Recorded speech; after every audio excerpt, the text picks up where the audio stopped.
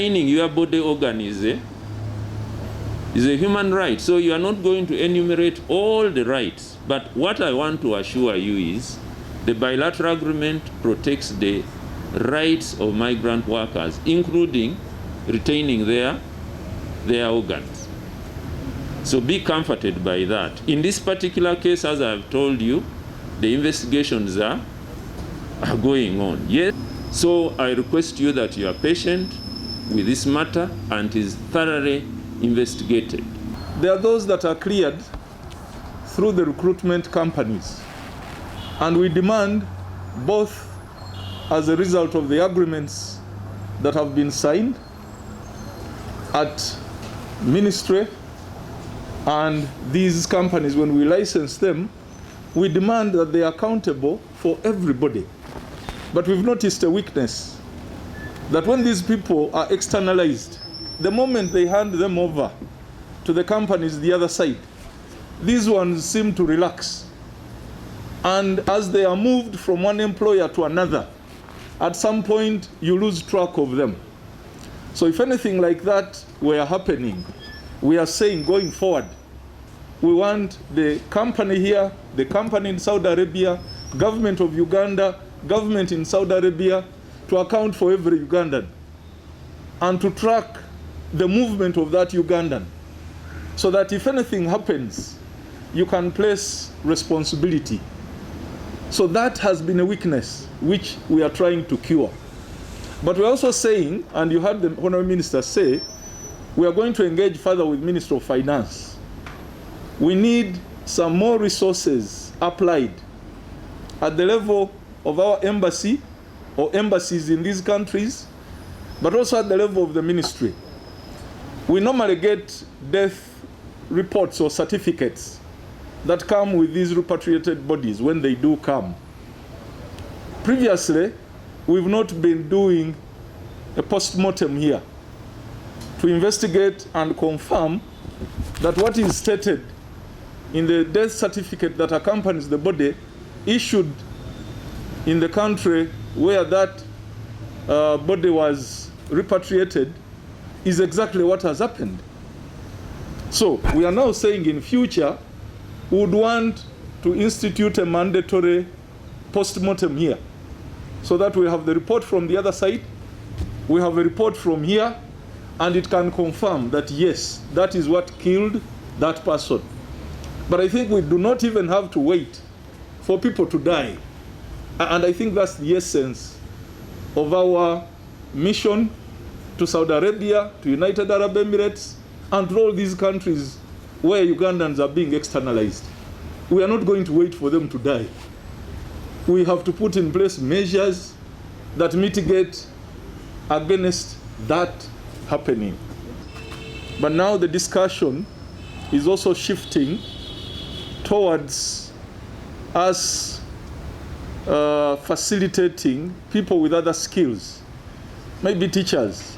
If there are teachers required in certain areas, the Saudi government is saying we can start discussing some of these other categories of workers. Do we have nurses? Do we have plumbers? Do we have electricians?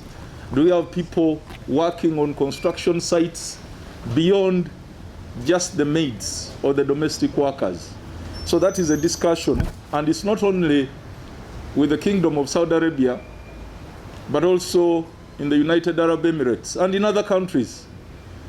Qatar, for example, will be hosting the World Cup, and they want people with different skills, including skills in the hospitality industry. You have many events managers here. I see people putting together different skill sets for purposes of managing events. So in the case of Qatar, they had already signaled that there is an opportunity that will open up. Those of you that travel, when you get to some of these airports, a number of blacks that you see offering different categories of services, you'll be surprised when you start hearing them talk. And they're either Kenyans, they're Ugandans, and so on and so forth. So that is the area that they are saying we should explore beyond just the domestic workers. Some people have to go through court for them to be allowed to exit. Because still if somebody goes and say you stole something, you have to first go and clear that in court and then start processing documents. So those are some of the circumstances that makes it difficult for people to return straight away, even when parents and relatives are saying, we have the ticket. There are also complaints of hardship in acquisition of the exit visa for the workers who have psychiatric problems, and those who go on visit visa, and those who are trafficked. Of course, circumstances of health can make someone reach there and have mental problems. There are people there we found with mental problems. There are people who go on visit visa and then they start working. They exceed their visa. And in that country, once you exceed your visa, it is not like in other countries where you're going to play around. There you start paying penalties. They start putting penalties on you. And you find somebody has now a penalty of 20 million for someone trafficked, went as a visitor, has overstayed. Now you have to pay a penalty of 20 million or 10 or 5 before you can exit. Then also hardship in acquiring exit visas for children. Because now you can't avoid some of this. There are people who go there, then they get children, and they're getting birth certificates for babies born from domestic workers are very difficult. So you are then, on top of the complicated problem you have added another complication of a child. And God forbid if the child is born out of somebody's husband, is now another problem. Then there are cases of death and burial of some of our Ugandans without family consent. And these are, you find in the embassy, there are those cases. Then issues around those who are already there in Uganda, Ugandans who are there, who traffics Ugandans. For them, they're already there, based there. So once you go as a new person, they go to the airport and start enticing our girls. You come, I will get you a better job, I'll get you a better pay.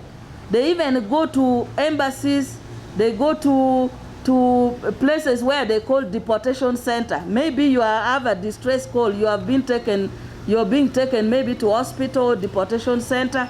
They are there to entice you. You come, I will give you a better job. I have a job with better pay. So those ones, they are there. The Yumbas, they are being held there in those rented houses called Biyumbas for long periods. They are lied to that I will get you a better job. They end up with those traffickers who are Ugandans themselves. Then they are now cramped in that accommodation. They cannot go back to their employers. We in the ministry, we can only help you well when you have gone through the official channel. When you go through official channel, you reach there, you leave the company that has employed you, you go to another company. Before 2 years has lapsed, then the protection reduces. So we have so many of that categories. So with all this, we had agreements on what we must do to solve some of these key issues, and this include strict enforcement of our signed agreement and the contracts that the workers sign with the employers. And we agreed that we must now put a robust mechanism to ensure that as a ministry, as government of Uganda and government of Kingdom of Saudi Arabia, we must now come in force to ensure that all the agreements we sign and the contracts that these workers sign with the recruitment company is enforced and the contractual obligation not breached. We also agreed that the technical committee will thoroughly review the previous agreement that we signed in 2017, consolidate with existing agreements, look at the reforms, because while we are having reforms here, we also found that in the Kingdom of Saudi Arabia, government is making fundamental reforms to support enforcement of the obligation of the recruitment companies. So these two